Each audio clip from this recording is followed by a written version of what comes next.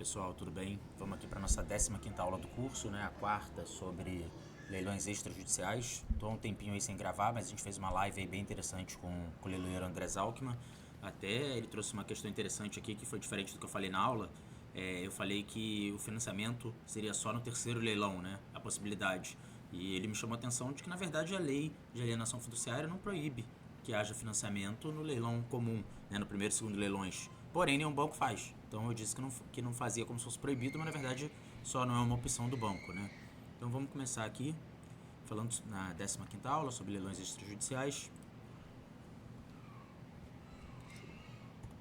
Bem, o que a gente vai ver hoje aqui é sobre os gravames, em primeiro lugar, no leilão extrajudicial. Lembra quando a gente conversou sobre leilão judicial? Eu falei, olha, desde que você intime todo mundo, etc., os gravames são cancelados após o leilão. Então a penhora, hipoteca são cancelados. Eu falei, agora, se a gente não estiver falando de gravame, estiver falando de um leilão de direitos aquisitivos, que é quando tem uma alienação fiduciária, aí lá no judiciário você vai estar comprando, na verdade, a dívida, né? E eu expliquei os dois jeitos de fazer, etc. Aqui, a gente vai ter uma interligação com aquele aspecto. Então, a gente vai ver lá a matrícula desse imóvel que está indo a leilão pelo banco e a gente vai ver, por exemplo, que tem uma penhora lá. Bem, essa penhora vai ser uma penhora do direito aquisitivo, né? Porque essa pessoa que sofreu a penhora é quem está comprando o bem, mas ele imagina, vamos imaginar um caso aqui, uma pessoa que está comprando um bem, está pagando para o banco direitinho, para de pagar uma outra dívida. Essa outra dívida é cobrada em juízo e a pessoa vai penhorar esse imóvel. Quando for olhar, vai falar, não, na verdade o imóvel é do banco, então eu vou penhorar os direitos aquisitivos. E essa pessoa olhando lá falou, pô, vou perder o imóvel de qualquer jeito, quer saber, eu vou parar de pagar o banco também. Bem, o banco provavelmente, como a gente está falando de leilão extrajudicial, vai conseguir fazer o trâmite dele mais rápido do que aquele credor. E aí o que vai acontecer? Quando o banco consolidar a propriedade, esse imóvel vai deixar de ser, de qualquer forma, daquele devedor. Então, obviamente, esse gravame que tinha não pode continuar, né? Então ele vai ser cancelado também. Então aqui o que eu estou mostrando botar aqui só a apresentação. Bem, gravame no leilão extrajudicial. Se tiver penhoras ou bloqueios em geral no nome do devedor, né? Arresto, sequestro, etc. Vai ser cancelado, tá? Agora, vamos falar aqui sobre dívidas próprio terreno. Aí você vai falar, pô, Lucas, na verdade eu tô vendo aqui que essa penhora é por causa de IPTU ou por causa de condomínio. O 130 lá do CTN, que a gente conversou no leilão judicial, você aplica aqui também? Quando eu comprar no leilão ele vai vir limpo? O que acontece? Gente, não tem aqui o equivalente ao 130 do CTN. Então essas penhoras não são automaticamente canceladas, tá? Essas penhoras não, desculpa, esses débitos, pode ter penhora ou não, né? Débito de condomínio, débito de PTUs mais comuns, alguém vai ter que pagar, tá? Não vai ser cancelado, não vai ficar no produto não vai subrogar no produto da arrematação, como é o caso. Então, eu botei aqui, ó, deverá constar do edital a responsabilidade por tais dívidas. O comum, mas nada obriga a acontecer isso, é o banco dizer que os débitos de condomínio e de PTU serão quitados até o dia do leilão. Então, o banco vende no leilão, levanta lá, deve aqui 10 mil de condomínio e 5 mil de PTU. Tá bom, o banco vai e paga e você recebe limpo. Mas isso tem que estar no edital, tá? Não está previsto na lei. Bem, falando aqui, saindo aqui dos gravames, como é que funciona o pagamento? Como eu falei, os leilões extrajudiciais você pode pagar à vista, geralmente nos dois primeiros leilões só pode à vista, ou financiado, geralmente naquele terceiro leilão que a gente falou, que o imóvel do banco ele faz o que quiser.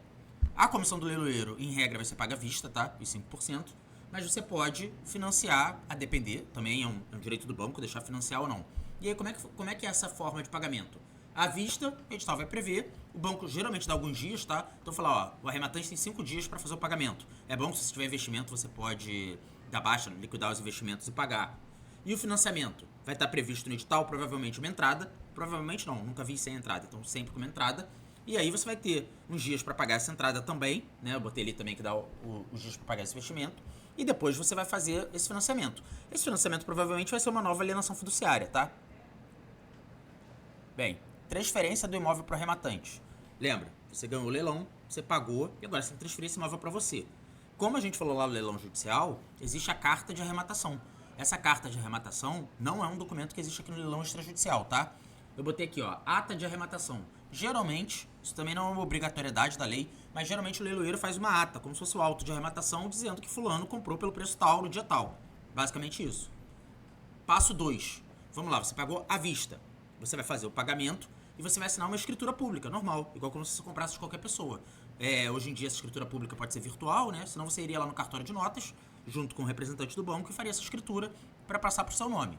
Tendo essa escritura em mãos, você vai ao RGI, registra e ele passa a ser seu esse imóvel. A gente vai falar de desocupação na próxima aula, não nessa.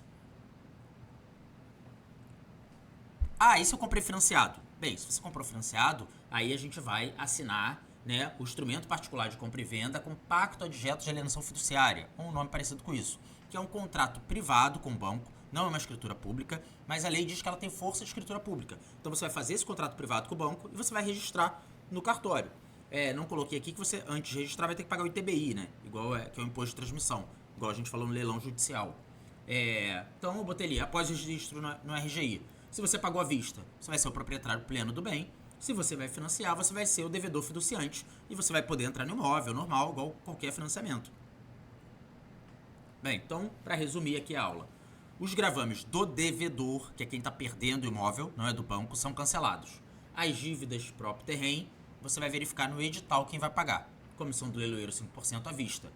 Se você pagou à vista, o próximo passo é fazer a escritura pública com o banco, depois registrar no RGI, Registro Geral de Imóveis. Se você for em financiamento, você vai fazer esse instrumento particular com alienação fiduciária e depois você também vai ao RGI registrar isso. No dia que você quitar, o banco vai te dar a quitação e você averba lá no RGI essa quitação dizendo que está cancelada a alienação fiduciária. E aí você vira o proprietário pleno do bem. Tá? Aqui no ponto 6, hoje eu estou falando da desocupação do imóvel, mas eu vou deixar isso para a próxima aula, porque a gente vai falar sobre a ação de emissão na posse se precisar, etc. Beleza, pessoal? Não deixem de ver a live aí que teve com o André, que foi bem esclarecedora. Ele sabe muito sobre leilão extrajudicial, ele tem um livro sobre alienação fiduciária. Então, uma pessoa melhor do que eu para falar sobre esse tema. Assistam lá, que foi bem legal. Teve 1h30, eu acho, de live, tá? Com bastante pergunta. E qualquer dúvida, bota aí embaixo.